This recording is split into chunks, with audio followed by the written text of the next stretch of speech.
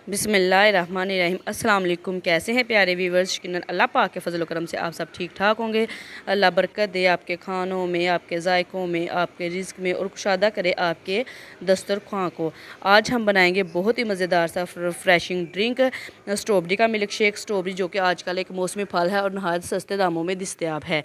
आप इसको चाहे तो लेके फ्रीज़ भी कर सकते हैं, और जब आपका दिल करे स्ट्रॉबेरी का शेक पीने का या स्ट्रॉबेरी को किसी और वे में इस्तेमाल करने का, आराम से फ्रिज से निकालें और इस्तेमाल कर लें। 1 कप ली है हमने स्ट्रॉबेरी, इसको हमने अच्छे से धोना है।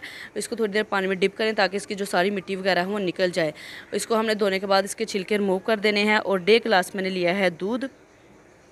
2 टेबल स्पून मैंने ली है मलाई जो कि हम दूध के ऊपर से उतारते हैं, वो ली है। अगर आपके पास क्रीम हो तो आप क्रीम ऐड कर सकते हैं, अगर क्रीम नहीं तो आप आराम से घर में जो दूध मौजूद है उसकी मलाई उतारें और वो ऐड कर लें। और 2 टेबल स्पून मैंने ली है चीनी जो है ना वो मैंने कम ली थी। अगर आप नॉर्मल मीठा पीते हैं या ज़्यादा पीते हैं तो आप अपने टेस्ट के मुताबिक कम या ज़्यादा कर सकते हैं। तो लेकिन 2 गिलास के लिए आपने कम से कम 4 टेबल स्पून चीनी डालें, क्योंकि स्ट्रॉबेरी में थोड़ी सी जो होती है ना वो खटास भी होती है, इसलिए वो आपका लेवल बराबर हो जाएगा। अब हमने अपना ग्राइंडर लिया है, अगर आपके पास ब्लेंडर है तो आप उससे बना लें। ग्राइंडर में हमने अपनी स्ट्रॉबेरी डाली है, ये अब हम इसमें अपनी मलाई डालेंगे। देखिए हमारी मलाई माशाल्लाह कितनी थिक है। और ये आप डालेंगे, इससे आपका जो है ना ड्रिंक बहुत ज़्यादा क्रीमी बनेगा, आपको बहुत मज़ा आएगा पीने का, वो प्रोटीन से भरपूर होगा।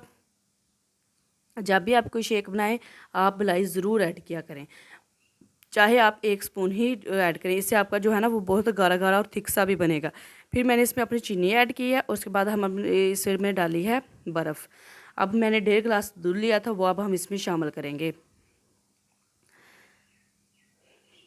मेरी वीडियो को पूरा देखा करें, स्किप ना किया करें। और अगर आपको पसंद आती हैं तो आप मुझे प्लीज़ ज़रूर बताया करें, लाइक किया करें, कमेंट किया करें, और मेरी वीडियो को ज़्यादा से ज़्यादा शेयर करें ताकि मैं आपके लिए और आसान सी रेसिपीज़ लेके आऊँ। अब हमने अपने ग्राइंडर को 2 से 3 मिनट तक चलाना है ताकि अच्छे तरीके से ना जो हमारा शेक बनकर तैयार हो जाए और हर चीज़ जो है ना इसे वो घुल मिल जाए। जब तक हमारा ये शेक बन रहा है हम 2 छोटी प्लेटें लेंगे।